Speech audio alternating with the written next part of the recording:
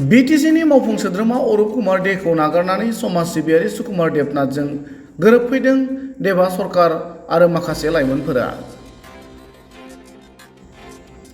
मख'नो गोनां बाथ्रादि बिटिसिनि मावफुं सोद्रोमा अरुप कुमार देजों थाफानानै हाबा मावग्रा देबा सरकारजों लोगोसे माखासे लाइमोनफोरा अरुप कुमार देखौ नागारना सिथिलानि समाज सिबियारि सुकुमार देबनाथजों लोगोआव थाफाना हाबा मावनो होनना दिनै गोरोबफैयो।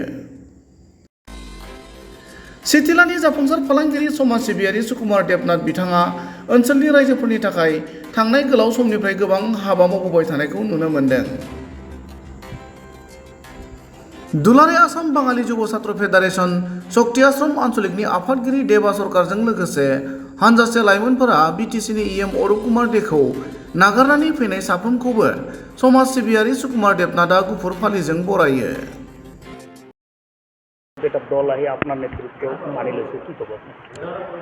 দেবা সরকার নামে এটা ল'ৰা আৰু মোটামুটি তাৰ লগত 10-12জন ল'ৰা আছে। সিহঁতে সম্পৰ্কৰ নেতৃত্বত কাম কৰিছিল, কিন্তু তাৰ মানে কাৰ্যত সিহঁতে ভাল পোৱা নাই বুলি কৈছে।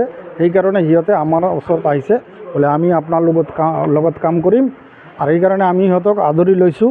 আৰু আজিৰ পৰা সিহঁতে আমাৰ লগত কাম কৰিব, আৰু আমি সিহঁতক মানে ল'ৰাৰ নিচিনা কেনেকৈ চলাব লাগে আমি চলাম, আৰু কৈছোঁ বোলে আমাৰ লগত থাক, ভাল কাম কৰ, ভাল ফল পাব। ইএম অৰুপ কুমাৰ চম্পক।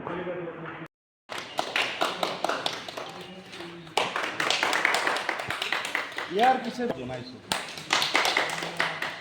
ইয়াৰ এখন প্লান কাউন্সিলে সম্বোধনা দিয়াৰ কাৰণে মই অনুৰোধ জনাইছোঁ।